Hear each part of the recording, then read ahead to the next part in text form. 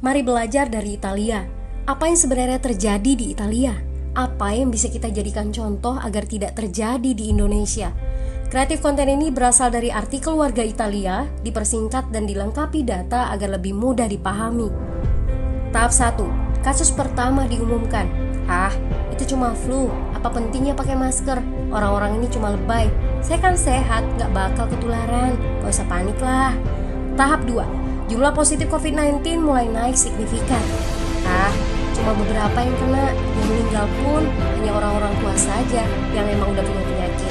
Hidup seperti biasa aja lah. Pacaran, nongkrong bareng temen, jalan-jalan ke mall. Tetep lanjut.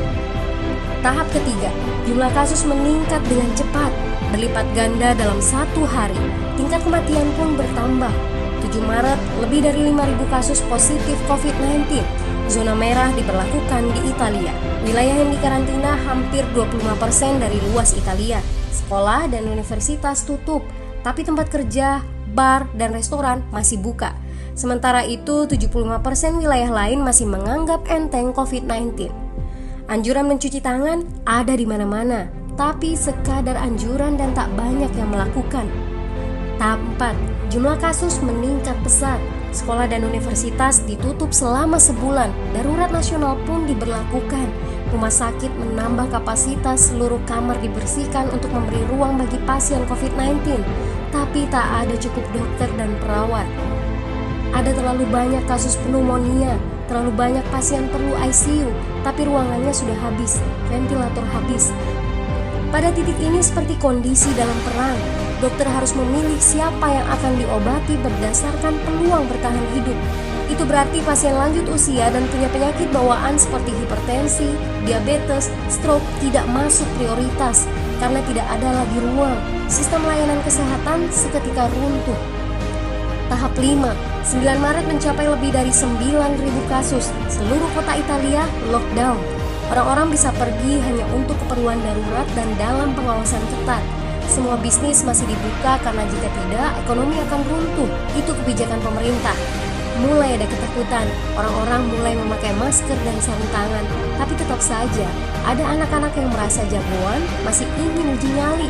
Pergi ke restoran rame-rame, hangout bareng, minum-minum dan lain sebagainya. Tahap 6. 2 hari kemudian pemerintah Italia berubah pikiran. Semua bisnis harus tutup. Bar, restoran, pusat perbelanjaan, semua jenis toko, kecuali supermarket dan apotek. Penyebabnya, karena dalam sehari yang positif bertambah lebih dari 2.000 kasus.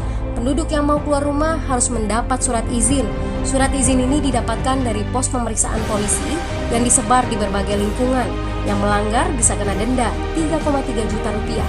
Bagi pasien positif yang tidak mau mengkarantina diri, bakal dituntut dengan pasal pembunuhan, hukuman 1-12 tahun penjara.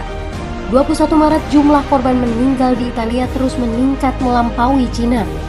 Sebagai gambaran, luas Italia itu kurang lebih 2 kali Pulau Jawa. Penduduknya lebih dari 60 juta jiwa. Lalu apa yang harus kita pelajari dari Italia? Yuk, mulai dari diri sendiri, mulai dari di rumah aja.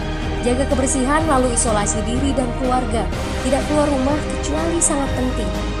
Ini saatnya memulai solidaritas. Yang mampu harus mulai membantu yang tidak mampu.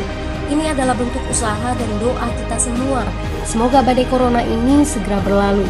Mari memulai kekompakan dengan membagikan informasi ini. Di rumah aja, mari belajar dari Italia.